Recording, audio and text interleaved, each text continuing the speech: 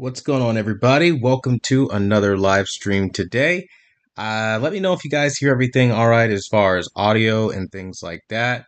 It says that we've started streaming, so I just want to make sure that we're all good to go here. As you guys are going to be coming in throughout the night, I'm going to be answering pretty much every question you have about the deals for Black Friday. I've seen a ton of questions, and we're just going to hit the ground running. So, good evening to everybody. For the starters, whoa, it's been a while. Yeah, it's definitely been a while. So let's see. We've got some people that came in a little earlier. I just want to say what's up to everybody. Lee TT, you were definitely the first one here, so I appreciate you for stopping by. Crypto Insomniac, I got you covered for your question here. I did see you asked it a little earlier. You said, what are the two best 85-inch TVs? You basically are trying to keep it under $2,000, which pretty much the whole theme for the entire night will be keeping it under even $1,500. The goal for, again, trying to beat out this ridiculous economy is to make sure that we're not going too far as pricing. So the first television that I say I would recommend for you for 85-inch televisions would be something like the Samsung Q60B. Right now it retails for $15.99. Now that's a little bit high, but again, we don't really have much of a choice in that aspect if you're trying to get 85 inches with Samsung. That is like the lowest price that I saw with a quality set. Now, if you are really just not picky, all you care about is the size. Of course, any TV that has the size will do. So we're not really looking to give you something that will maybe have not as good reliability or be like significantly lower in tier wise what it offers. So that's why I go with the Q60B from Samsung. And if you want something a little less expensive, Sony with the X85K for $14.99. I think actually the X80K. But be that as it may, those will absolutely be the two best that I would recommend for you. What's going on, Handy Cart? You said, am I weary? I don't know. Early, and then we've got is he live this week? He will be. All right, so I think I'm all caught up with everybody. Sounds good. Thank you, Joseph. I usually have these kinds of audio problems, so it's a relief to know that everybody can hear everything all right. What's going on, Blaine? Is the R646 worth it for around $700 for the 65-inch? Absolutely. I still believe last year's televisions are the stronger versions of the TCL. When they went with the Roku again, it just kind of limited and restricted a lot of their movement as far as options. And initially, that doesn't really sound like a big deal, but you really lose control over what you can set without the Roku app. And I think that's going to be a big hassle, especially when sometimes you just want to dive in there and get things done. So I definitely think that if you see $700 for a 65-inch R646, that's an excellent deal. Absolutely exceptional, even, I dare say. So just be mindful that there are some things that you have to know, like there is a little bit of Black Crush that you will run into on that model. So just kind of going with that, I hope that can help in that aspect. Now, you continue your question to ask, how does it stack up against the Hisense U8H? And I would say really poorly. Hisense with the U8H is the golden standard this year. I would say, again, similarly, if you can get your hands on the Hisense U8H, that is immediately the recommendation. It is higher than 700, coming in at like $999, but it's still a significantly better deal. And I've seen some people actually be able to nab it this Black Friday for $799, so the price does fluctuate. Now, I want to pause here in the chat for a minute and just talk a little bit about strategy. Now, Black Friday is always about finding the best deal, and the best way I would recommend you go about doing that is immediately buying from Best Buy. Now, this isn't a commercial. They didn't put me up to it. No ads, no like sponsor crap, all right? But the truth is, Best Buy has something that is really not talked about a lot, and that's price matching. So essentially, even if, it goes on sale a couple days later, you can price match it and still be safe, if you will, using their online chat. It happens in minutes. That was technically how I was able to get my Samsung S95B down to, I think my final price that I ended up paying for it was, I believe, $16.99 or $15.99. Actually, it was $15.99. So what happens with the price match that a lot of people don't talk about is once you price match, that extends your exchange period, your return exchange period. Because what you're technically doing is returning and exchanging it. I don't know why they see it that way, but that's just how they kind of count it. And what they'll do is you'll return it and exchange it, and then it'll be like a new SKU, and they'll be like, all right, well, now we're just going to extend the life of this product out, and we'll give you another 15 days or whatever your return policy is if you're an Elite Plus, 30 up to 90 days or 60 days or something like that, right? Cool. But you can use this strategically to your advantage, and that, if you notice that item is just constantly hitting sales like the S95B, target that and constantly keep going, and it'll drop and it'll drop and it'll drop and it'll drop. And then guess what? Now you got it at the price that you wanted it. Now, eventually your return window will close, all the sales and price cuts will stop happening. But with something like the S95B, it's golden because now you can really benefit from getting a lot of, deals without having to worry about that. And so I think this Black Friday, your best bet would be to try to target something like, the what is it called? The price match guarantee that Best Buy has. So that's what I'll say there. Now, I'm going to answer some more of your questions here, resuming with the chat here. What's going on, Mario? You said hi. What's going on? Are you going to review the new TCL 5 Series S555? Trying to decide if I should keep it. I'll be very honest with you. I've got no intention on reviewing the TCL 5 Series because it rocks the Roku. And I saw the 6 Series, was not impressed. And there's just no way that the 5 Series is going to overcome the restrictions of the 6 Series, more particularly because of the Roku platform. You're still going to need to download the separate app to be able to access things like gamma and noise reduction, and that really cuts into the user interface and experience. And then it's still going to have the same limited way of calibrating colors and adjusting things. So no matter what you look at it, you're limited in ways you don't have to be. An excellent alternative to the 5 Series, which will save you a ton of money, would be this year the Hisense U6H. Now, the U6H, if you get it at the 55-inch level, will run you only $399. If you step up to the 65-inch, you're going for $499.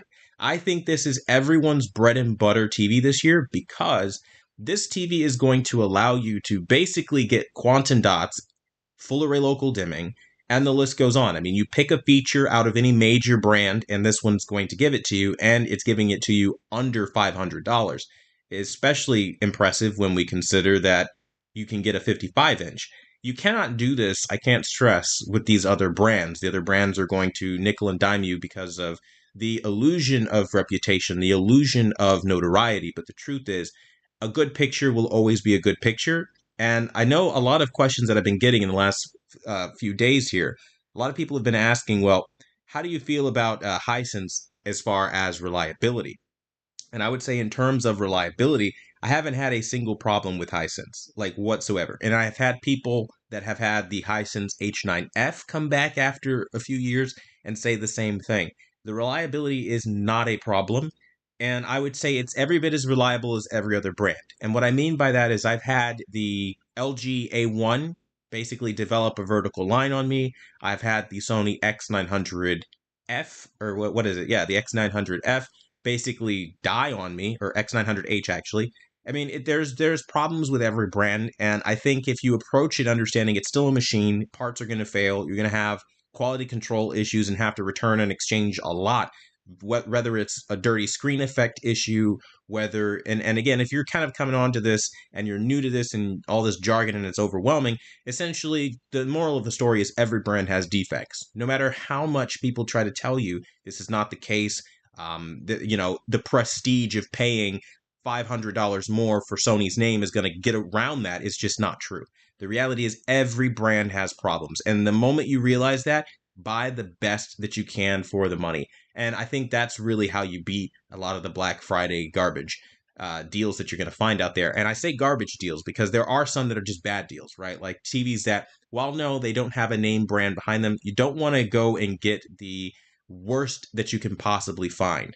I think, again, your Westinghouses, your Philips, your RCAs, like TVs that are just really bad. Emerson, like bad TVs that typically don't offer a whole lot. And you would have probably paid very close to something like the Hisense U6H price. I've seen the Hisense U6H as low as $350, right? I think that gives you a lot of buying power in this current market, and it allows you to say, okay, maybe it's tight right now, but at the end of the day, I can still afford a lot of TV without having to kill my bank account, right? Wipe everything out. Because a lot of people will try to tell you, like, hey, listen, you've got to buy a lot of TV, and that's going to cost you a lot of money. And the market has never been more competitive because of Hisense. And not to sound arrogant, but I will say this, like, nobody was interested in Hisense until I started talking about its value and showing it. More importantly, as a reviewer with now, thank you everyone, 75,000 subscribers, we've been able to show Hisense versus things like LG OLED and Samsung QD OLED and show that it really is a competitive option, and it shouldn't be called budget anymore. It's just quality. And I think if you want that, it's great. And again, not a commercial, but this is something for you to know, because I think it's great that now we have a lot of buying power where we didn't have that. Like, if I look back, even 2015, it was kind of like you spent the top tier dollar amount or you got a basic TV with not a whole lot to offer.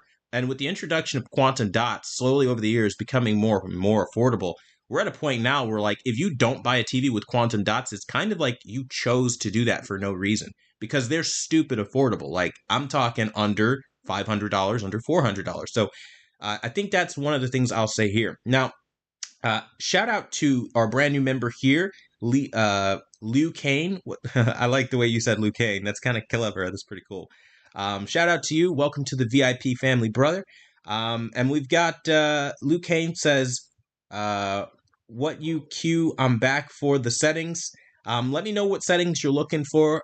I would like if you do like a comment in the, either the VIP tab or if you do it here on the bottom of the video, just so I can send you a link over or whatever the case may be.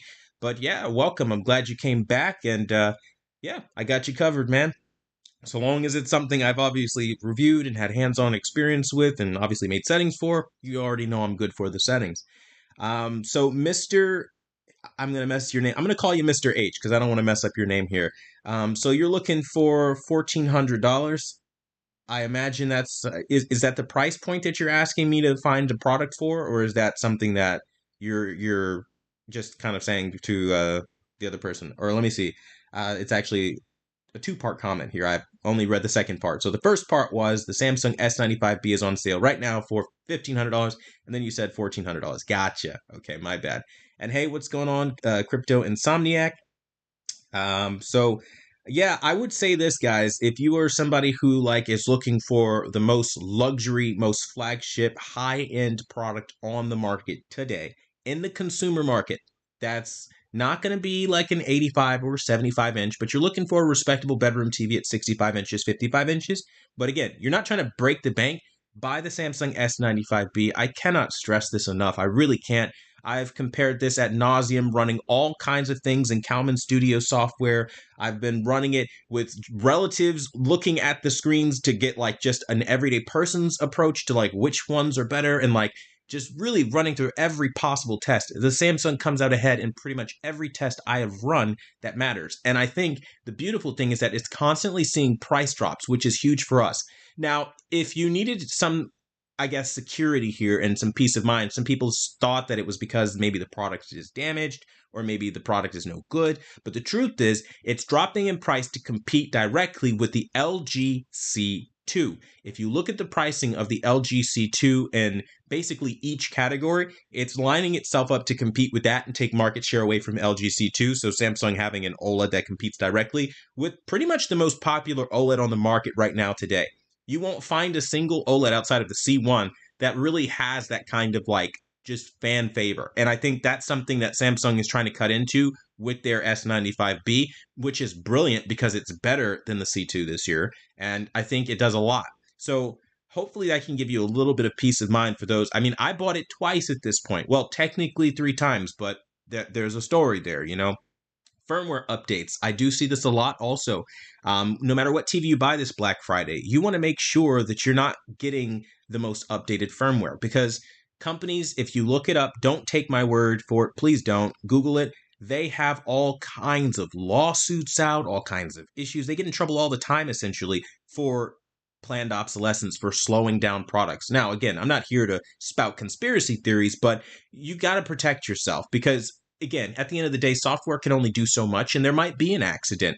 There might genuinely be an honest accident where, you know what, they just got it wrong. And if that happens and you've got to wait for them to get it right, you still have a de-optimized product.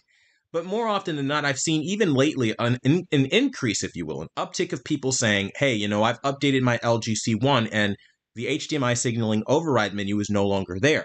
That is not a risk I am willing to take personally because I know how crucial that is to my workflow when I do calibrations and what I'm trying to get out of my television. So my message is if you get a TV and you are happy, over the moon with the picture quality that you see with it, especially if you join my membership, if you become a member and see what I do and you're blown away, do not update your TV ever because once you do that, you can't undo it. There's no back button.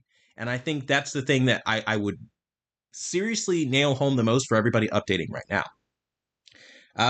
We've got a couple of questions coming in from, Paul London. What's going on? You said, will there be a 2023 TCL 6 Series Google version 75 inch, 85 inch? Because I see they came out with the new Roku version. Honestly, I don't know. It's kind of random what's happening here. I mean, sometimes they do us proud, they do us justice, and we get like a Google version and a Roku version, and sometimes we only get one version. So I hope it gets a Google version because I think that was TCL at their best, but only time will tell. I'll definitely be checking it out next year. What's going on, Tears of Joy? I'm doing pretty good. I can't complain too much. We've got James Burnham. What's going on, man? You said appreciate the work you put in, brother, and I appreciate you as well. Thank you for stopping by tonight.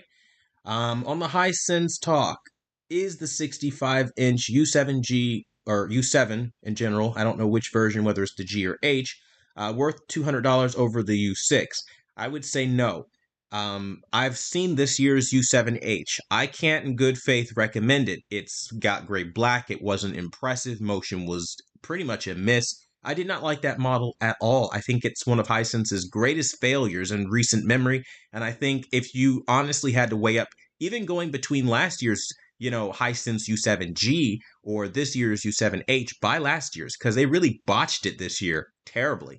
Now, this is probably due to IPS because for whatever reason they decided to implement that this year. Now, another little caveat I'd like to add here, kind of branching off into another brand that you are going to see this Black Friday, it's going to be the QNED models. Now, people think that because it says mini LED that it means the same thing as when Samsung says mini LED or, Hisense. It doesn't mean the same thing. They're using IPS panels, which are those crappy, low tier, poor grade monitor level screens and panels. We don't like it. It's old tech. It needs to die already. There's no excuse for it. It creates gray black, ruining nighttime viewing. If you want to overpay for that, then by all means go ahead, but I really could not recommend it at all, knowing what the current market is offering. To put it in perspective, right now, let's say you wanted a 75 inch right now, right? You can get a U6H, right? $699, right? You could get a Q60B, $999. Both of which are going to give you better black levels than an IPS display.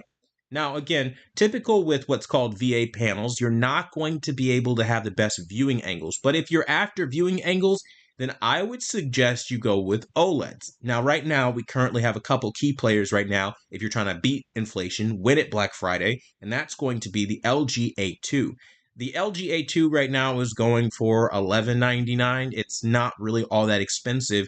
And again, I believe that's for one of the larger sizes, like 55 or something like that.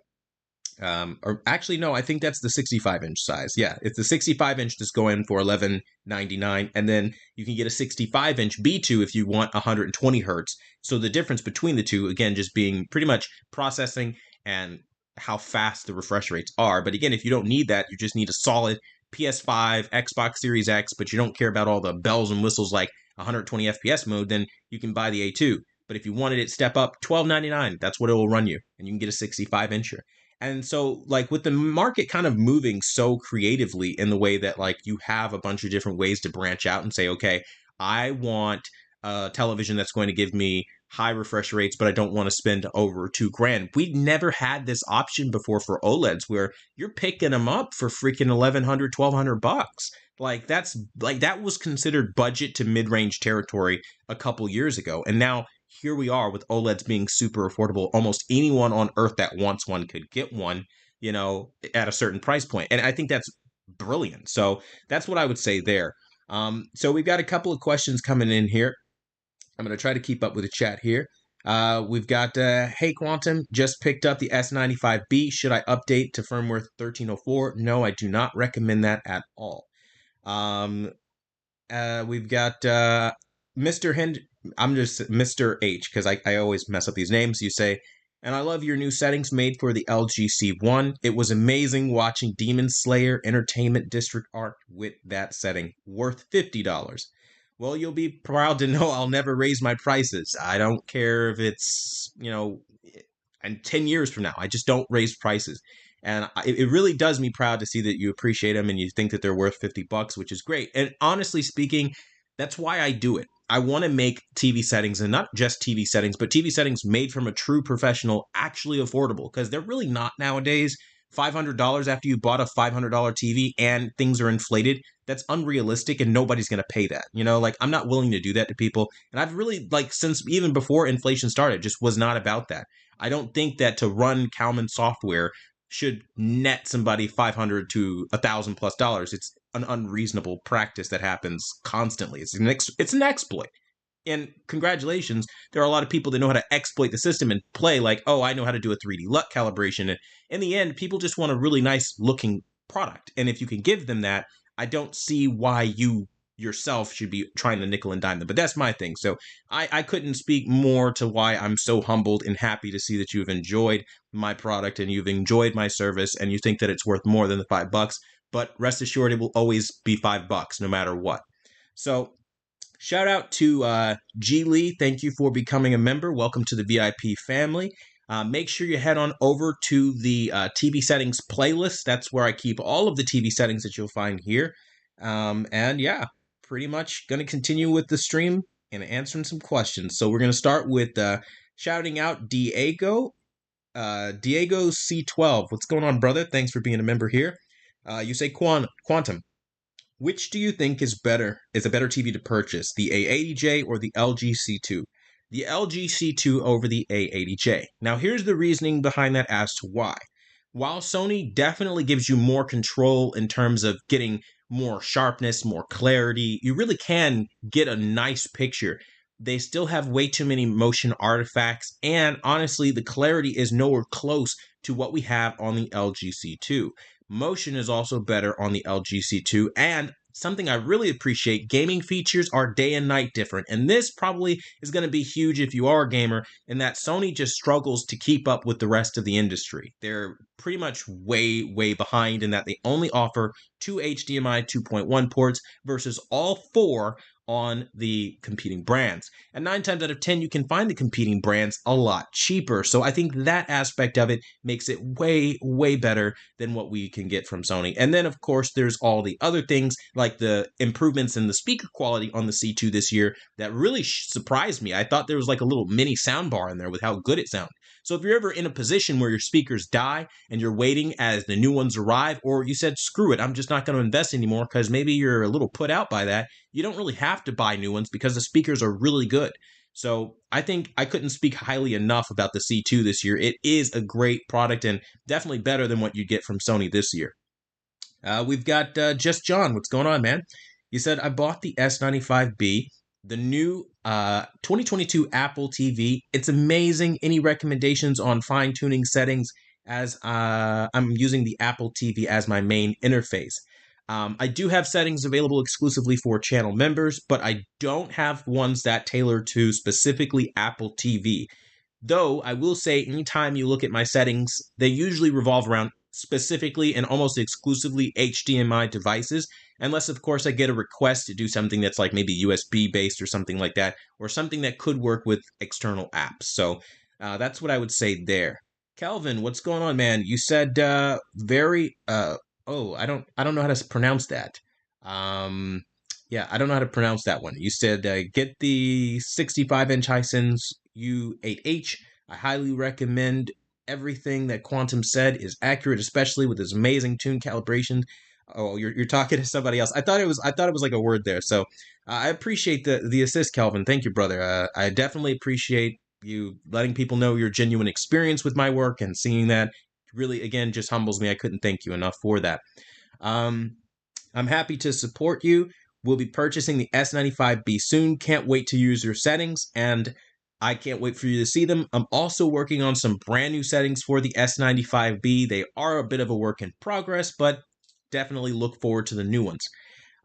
What's going on, Handy Cart? You said, hell, I even switched from gaming my 24-inch monitor Alienware to my 65-inch U8G. Yeah, I mean, I think that's one of the things a lot of people maybe don't consider. Like, if you've been gaming on a monitor this entire time, the TV technology is just so much better when you finally switch that it's just like, why haven't I done this the entire time?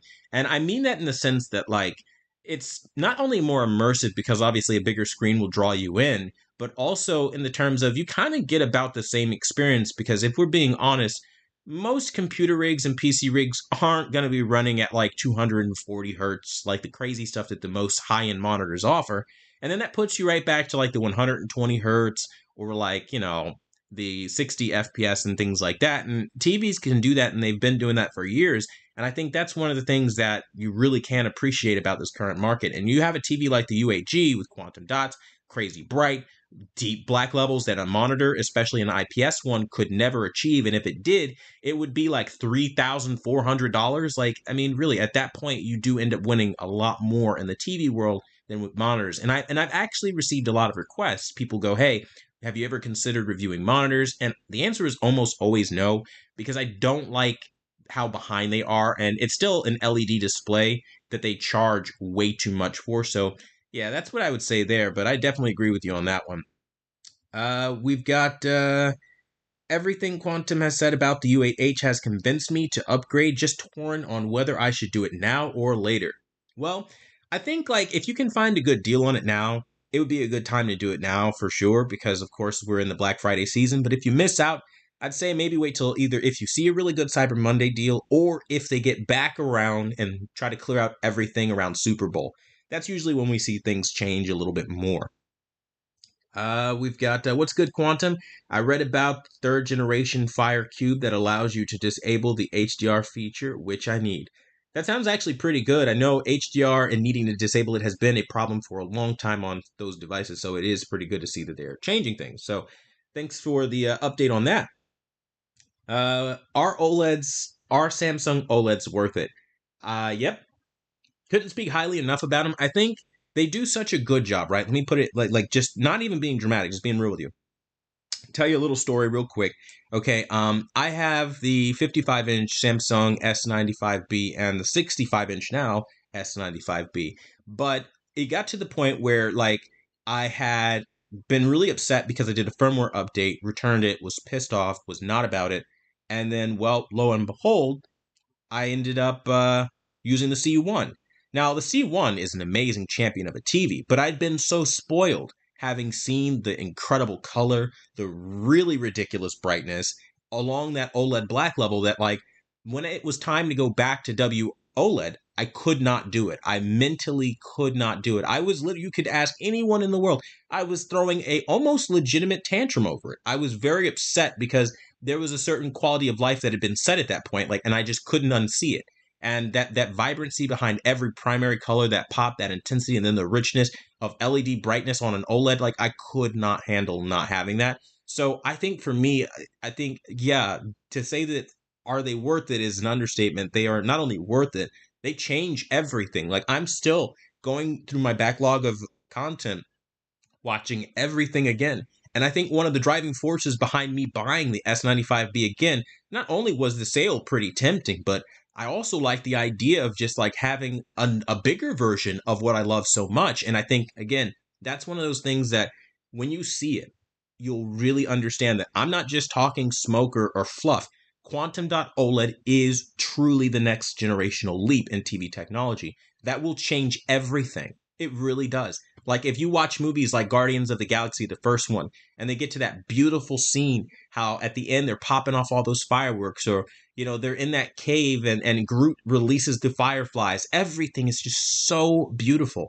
And I think that for me is like what really crippled me and like kept me from like enjoying anything else. And then when you watch like a lot of Oriental stuff, like whether it's Sony demos or you're watching maybe anything that like has a lot of like the Chinatown stuff in it, it really gets crazy. I think a good scene to reference would be in the Godzilla movie, one of the more recent ones.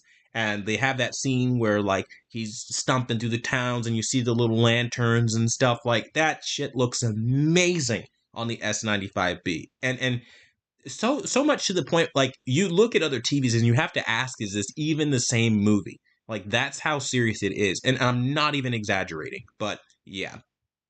So yeah, that long thing out of the way, yeah, I think it's fantastic. How does the S95B look? Anyone? Well, I think I just went on a long tangent about how great it looks. Best Buy dropped a 55-inch S546 for $200. Holy cow! Now that is a steal. Run, don't walk to do that. You said. Hopefully the 65 comes down too. I mean, but just the fact that the 55-inch could go for $200 at that tier. I mean, if you've seen my comparison, it's holding its own against TVs that are several times more expensive, and to think that it could do that for $200 is just incredible. Shout out to Daryl Kirk. Thank you for joining again, being a VIP here. You've got our 6-month badge. Welcome back, brother. We've got Hey Q. Can you tell me the level of sharpness you use on for the Nintendo Switch, especially for Sony TVs? Do you leave it out? Or I'm sorry. Do you leave it at default or prefer a lower setting? Well, it really honestly it depends on the type of Sony. It depends on like it goes from model to model, so it's not necessarily like a one size fits all ruling that I go by. But typically, rule of thumb, I mean, when it comes to Sony TVs, you can leave them at default. Just make sure you change your reality creation to not be as aggressive, if you will. I think that's what ends up screwing a lot of things up. Are you having some problems where your Sony's not as sharp as you want it to be, or the reverse? I like the Samsung S95B, but I heard a lot are bent. I think people are blowing out the bent thing out of proportion. I finally, and I'll say this, I finally did get to a point, right, where I did see there was a Samsung S95B that was bent, but it was a retail model and it probably got beat up by the people who installed it and stuff like that. But then I literally saw one right next to it and it wasn't bent at all. Went to a couple other stores, no bending. On my end, I've been through two so far. Not a single one was bent. I think even if you do run into a bend, it's not going to destroy the perception of the picture. It's not going to distort it, right? Unlike something like, for example, the LG G2 that sits at a little bit more of a lean backwards. I think that's going to be a little bit more annoying for people who are sensitive to tilts on screens. So I think like with the bend, it's so blown out of proportion. I mean, like there is nothing in this world that is truly 100% perfectly symmetrical, and people are looking for that. And I think, like, of course, the larger you go, the more room for error they'll find. And of course, people buy the biggest screens and they're like, oh, it was bent. Now, obviously, if you have a clearly defective, clearly damaged product, return it. But I think, again, people are just using the bent screen thing as an immediate rebuttal because of two reasons. One, they like Sony. And Sony with the A95K, just, I'm sorry. I tested it. I really wanted to love it. I was hyped all year. Go watch my videos leading up to that point. I was hyped for it. It didn't compete very well against Samsung, who we didn't even know was coming this year. And they surprised us, not only with price. We thought like Quantum Dot OLED would be like, what, $5,000, $6,000? And then it launched and it was super affordable. And then they take it a step further and have the lowest prices, period. I mean, it's just, it was a total domination from the start and it's still going on. And the Sony fans are not taking it very well, which I really don't understand. Because, I mean, again, competition is going to make Sony improve themselves because if they're a monopoly, they kind of dictate the pace. So I think we should always want somebody to best the brands we love, but that's a conversation for later. But what I can say is that the bent screen thing, don't even worry about that. That's not a big deal. And if you have a problem with it, exchanges exist for a reason. So we've got which size do you like better, the 55 or 65 for the S95B? Well, I prefer 55 if I'm being honest.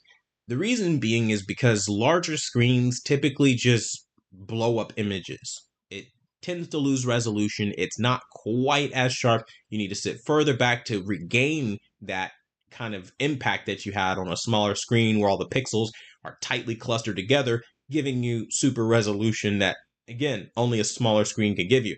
The best way I could describe it is if it's like looking at your phone. You can watch a 4K video on your phone or you can watch it on television. If you watch it on the phone, it's going to be ridiculously ultra sharp and you're like, holy crap. You watch it on some TVs, it'll be nice and it'll look great, but it'll be hard to tell the difference between 4K and like 1440p, for example. You get to a point of diminishing returns, is what I'm saying. But so for me personally, I usually like smaller screen sizes. I think they're more quaint, they're easier to lift, they're less expensive. I mean, it's just a win, win, win, win, win. So that's my policy on that. I mean, I know there's a trend going around where everybody wants the biggest TV. Oh, give me a 90 inch, give me 100, give me 85, give me 75. But what they don't tell you is the science behind it. Like you're taking a movie that was never intended to be blown up to that size. And so sometimes you might look at the TV that you just bought and go, well, damn, I bought a big ass TV, but it doesn't really look so good anymore. And it's like, well, that's because you kind of just stretch the pixels out. And again, the best way I can say that is it's just like, you remember when 4K upscaling Blu-ray players came out and all they were really doing was just zooming in on the picture. We had a lot of crop and it didn't really look right. Well, that's essentially what's going on in a lot of movies that we kind of upscale now. It's not like it's going in and doing some reconstructive surgery, if you will, to each pixel to give you an honest representation. I mean, you know what I mean? Like, it's not rebuilding those pixels and matching them to something brand new. And I think that's really why I tend to prefer the smaller screen sizes. So hey, Quantum, trying to help my little bro pick out, or sorry, trying to help my bro pick out a 55 or a 65. He's a light gamer, only plays Call of Duty. So should he get the Hisense U6H or U7H? I would definitely recommend the U6 over the U7. The U7 has a problem with being IPS, gray blacks. He's not going to enjoy it as much. However, I mean, he's going to have to take a little bit of a step backwards when we talk about expectations on the 6 series because it's not necessarily going to offer like the same level of brightness and things like that. And I know that can probably be a little bit annoying for some gamers. But still, though, if you're talking like value for money, like if it were my own family, right, I would simply say just take the hit, go for the U6 because when you talk quality, you talk price, really isn't anything like it. And I think that's the thing that I think will be appreciated the most.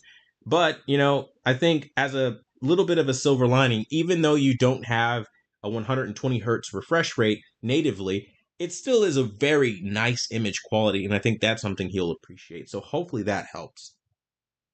All right. Does the S95B get burn-in? I think like any OLED, it can get burn-in, but I think it's more so in how you use it. So if you're at an airport, for example, and you're kind of replacing everything, I think that's going to dictate a lot of the burn-in that you get. But if you're just using it regularly, you should be just fine.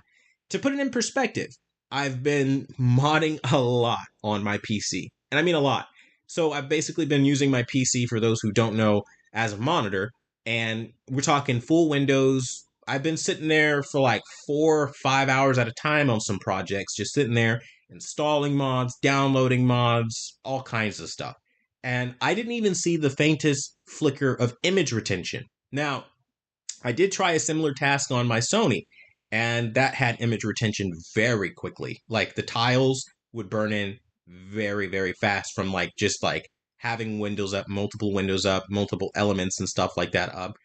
So that was something that I kind of realized I couldn't do. So yeah, people talk about burn-in a lot, but the S95B still to this day, I swear to God, have not seen image retention once. And that gives me a lot of hope for its lifespan, its longevity, and the future. We've got, I already answered that. Is burn-in still a major problem for OLEDs or have improvements been made? Improvements have been made on the burn-in front. So I used to be really, really weary of that. But again, my oldest OLED is my A8G Bravia OLED from 2019. I have no burn-in, no issues of any kind, right?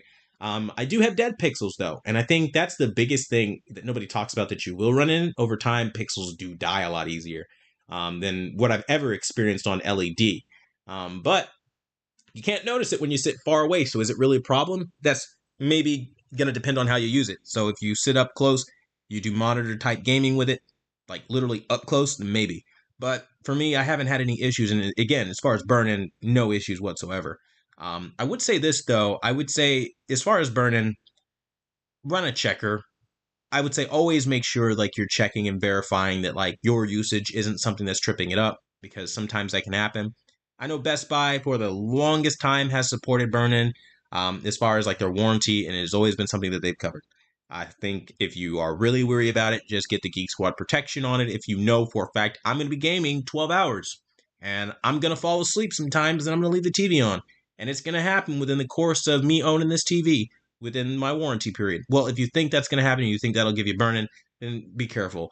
But I can tell you, again, I can't stress it enough. I've even on my Sony, which is more prone to image retention, my A8G Bravia OLED has definitely seen its fair share of image retention. And I'm not going to lie, there have been moments where I was scared that I burned it in because it got so bad at one point. Because, like, I would literally forget. I would, like, have an errand to run around the house, and I'd be like, oh, shit, I left the TV on, and I'd come back, and then I'd look at I put, me, I'm a reviewer. I test this stuff. So I put up a test pattern, and I'm like, oh, shit, I gotta check it now. Put up my burn-in checker, and I'm like, oh, okay, I see a lot of what looks like image retention. Let's hope it goes away. And then slowly you'll see it fade away.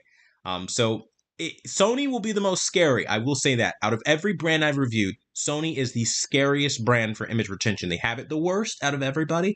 LG, not anywhere near as bad. Samsung, I've yet to see it.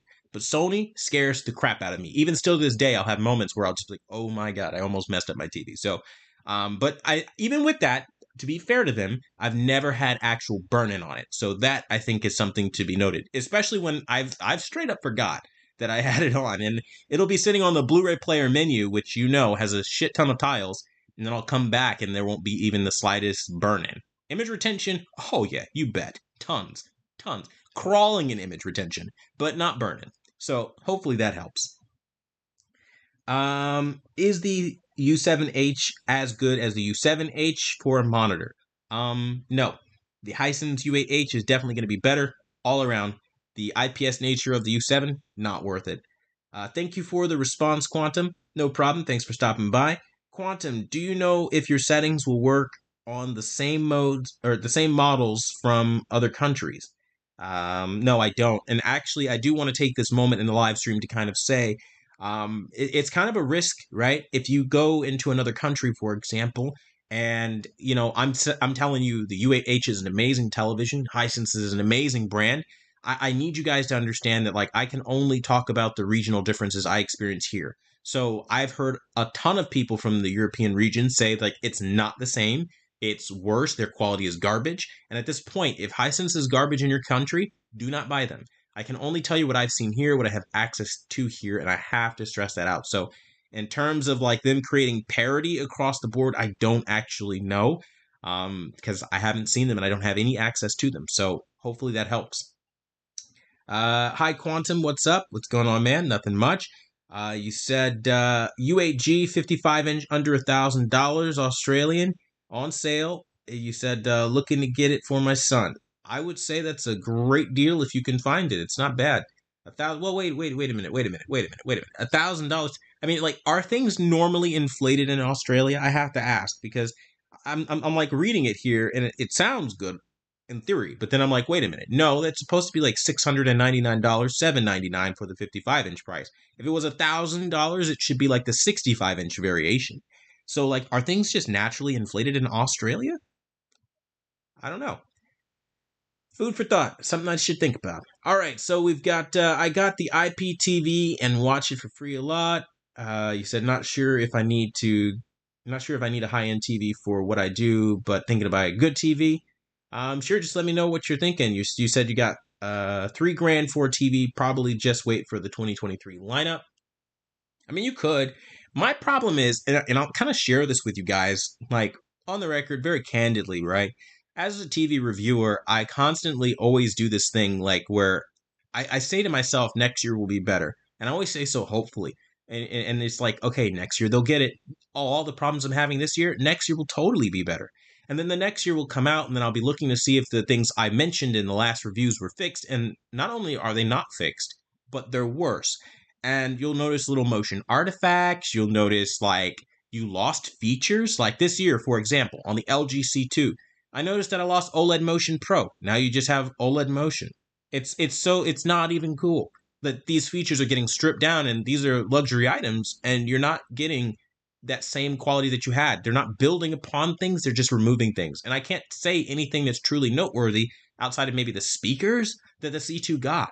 And so it really is gut wrenching at this point. But yeah, shout out to Xavier for joining and becoming a new member here. I appreciate it. Welcome to the VIP family. I see you've got your 6-month crown. So again, thank you everybody who is a member currently, who is subscribed currently, and who becomes a member, joins, all that good stuff. I appreciate you guys. We've got Joseph. What's going on, brother? And thank you for being a member here for over 24 months here at Quantum TV. That's awesome. You said USA LG C1 settings. I think are you responding to somebody or you need help finding them? It looks like you're kind of responding because I see you were talking about the C1 settings with somebody else. So yeah, okay. We've got yes, the Aussie dollar is devaluated as opposed to the US dollar. I didn't really know that, so I appreciate that, Larry. I don't really pay attention to these kinds of things. I kind of just spend my time living in my own little world, if that makes sense. And again, by that I just mean like what I can deal with what the US gives me, because from what I hear, our dollar is kind of, is it going away? Is it not? They're talking about like trying to make some sort of like American version of the cryptocurrency. I don't know. It's all very confusing and too much to keep up with. You said was redoing to someone. I appreciate, bro. Thank you for letting me know. What's up, Quantum? I'm buying a new TV and I want to know if the Hisense U6H is good for movies, gaming, since that's what I usually do the most. And yeah, I'd say it's an excellent TV for that. Not only are you going to save a ton of money, but it gives you the quality with quantum dots and full array local dimming that you're looking for. Only downside is you won't have 120 hertz refresh rate. But in my experience, I truly believe this in my heart of hearts, there is no better refresh rate I have ever seen in the history of reviewing any TV than the 60 hertz refresh rate natively. When they do this consecutively, every single time, without fail, the motion has been really good. Every time they try to put 120 hertz, it always botches it. Like, I've rarely seen TVs that can handle it well. I think the LG C1 and the LG G2 are like the rarest of exceptions, but most of the time they don't really do a great job with showing us what we need to see. Shout out to Black Wolf 412. I thank you for your donation of $2 here. It helps us a lot continuing to stay independent in what we do here. So thank you for that, brother. Now you have a question here. You say the Samsung QN90. Is this the QN90B? I believe so, yeah. It's the only B series this year. So QN90B, or basically the QN85A and an 85-inch. I would say go with the QN90B. The reason for that is they've made a little bit of refinements to what we had last year. Last year was all right, but they did take it a little step further. And so I think if you're looking for that, you'll be good to go. Sony A90K question mark. I don't know, man. It's overpriced for what it is. I think you're better off going with the LG C2. I think, honestly speaking, LG really does a great job of covering a bunch of screen sizes, and the smaller sizes in the 40-inch ranges are definitely it. So why give Sony the money? I mean, because truthfully speaking, the LG is clear, it's sharp, it's beautiful, and Sony just really isn't doing a whole lot to earn the money from what I've seen. And I really do mean this. Their motion has gotten worse through the years, reviewing it constantly, and it's disheartening because I remember a time when I was called a Sony fanboy with how much I loved the Sony X900E. If you guys have been watching me for a minute, you know that's true. Everybody and their mother and them LG fanboys were coming after me left and right. They hated me because I was talking about the blood orange red on LG, the black crush that they had back with the C series. That was a huge problem, right? With the C7, tons of black crush. It's only years later, of course, they admit this stuff, but the point being is Sony's motion has gotten so bad to the point where LG is just so much better, dude, like significantly superior in every way quantifiable.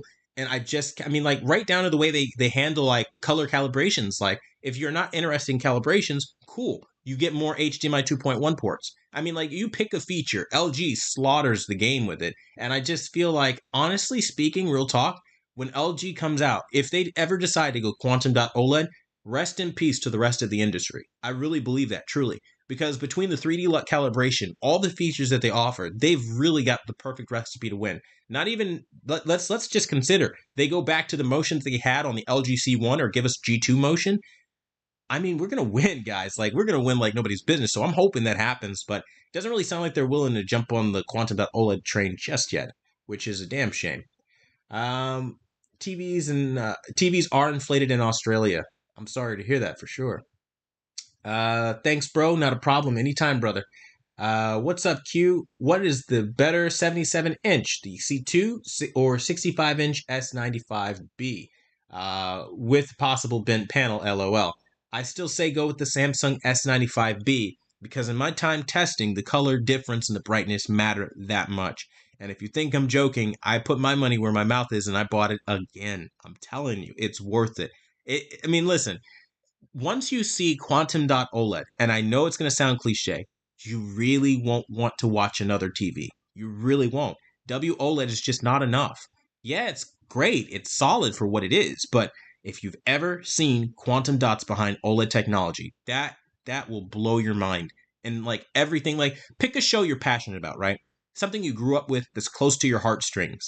Watch that on WOLED, watch it on Quantum.OLED. I promise you, you'll walk away from the Quantum.OLED smiling like you just seen it for the first time ever. It really feels like it remasters everything. It's insane. And I've never felt this way about a TV, like literally ever. I think the closest thing I ever felt to like this level of excitement was like back in like 2015 when they first started coming out with Quantum.TVs. That's how good this crap is. Like I do, guys, many of you who have been watching me know my reputation, okay? I'm a guy that is very hard on TVs because I want them to succeed and actually build upon their predecessors. I have not been giving Samsung praise. Look through my track record. Don't take my word for it. I have been trashing every single TV in their lineup for years because they've been bad, and rightfully so, got a bad score. When everybody was giving them positive reviews, they were tanking at Quantum TV.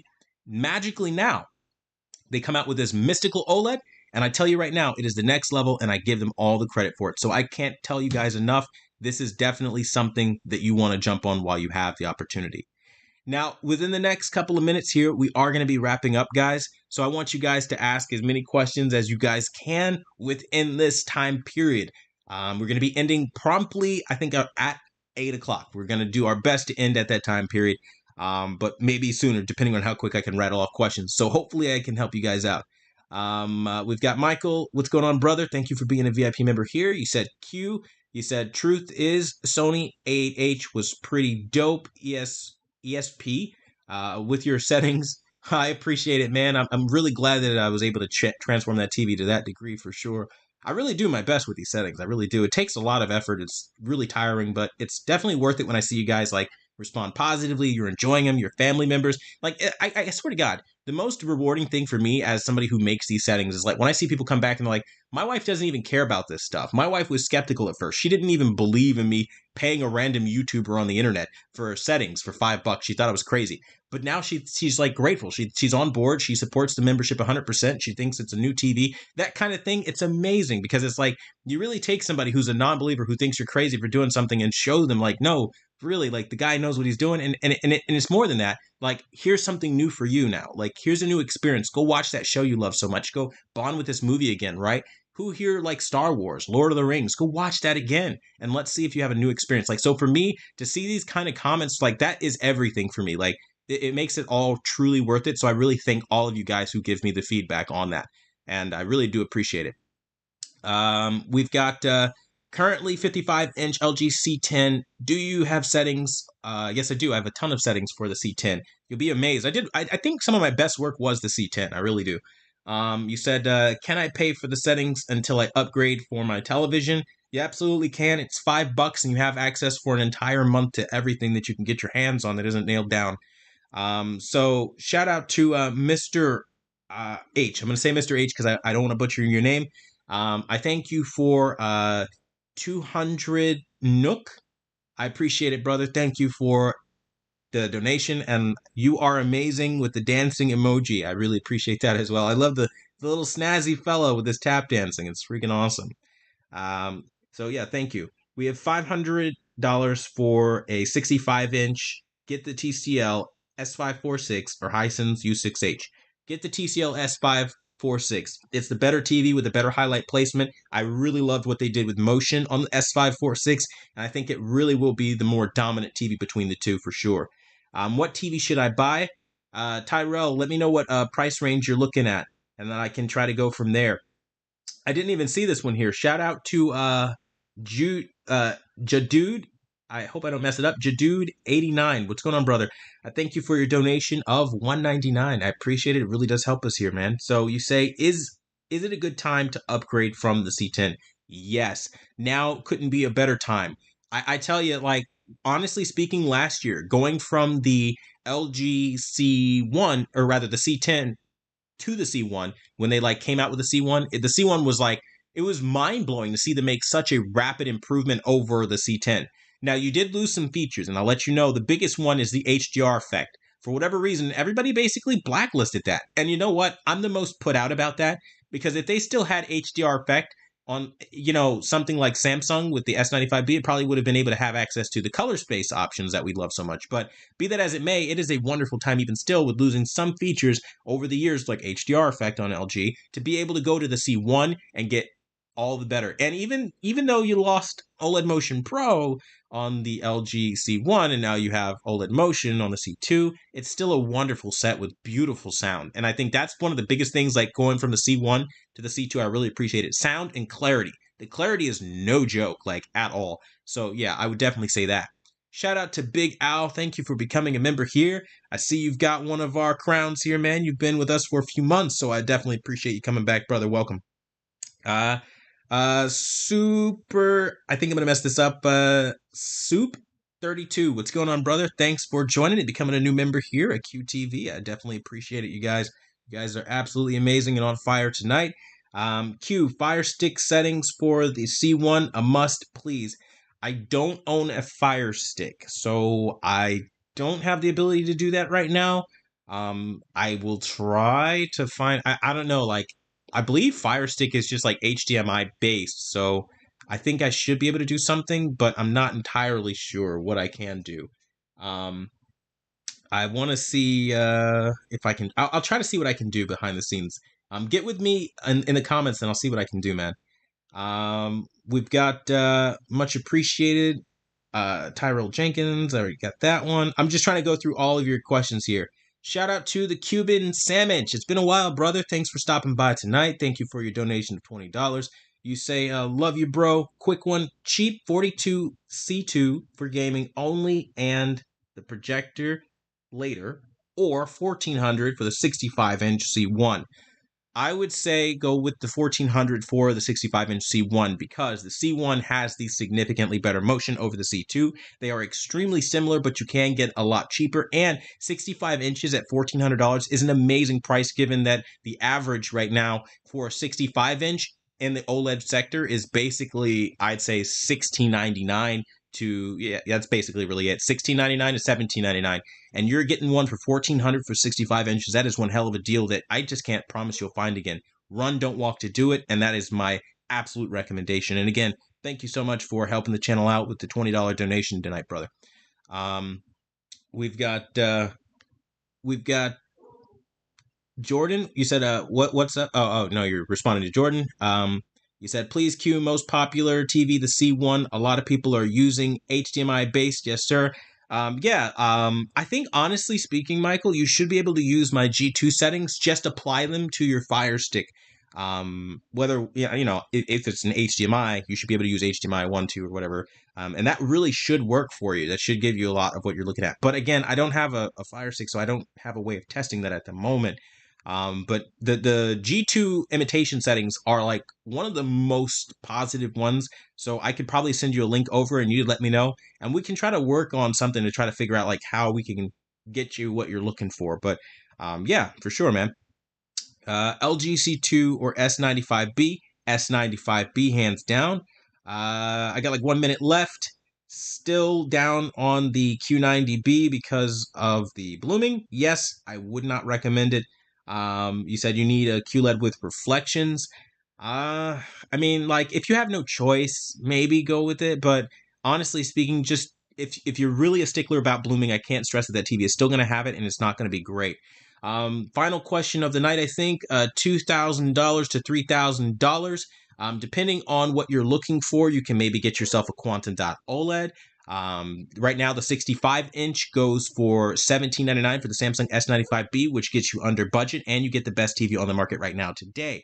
Or you can go for something like the LG C1. That's going to put you under budget as well, going for a 65-inch, going for $16.99. So again, you've got some options, brother. You've got some excellent purchasing power at $2,000 to $3,000, and you don't even have to spend the entirety of that budget.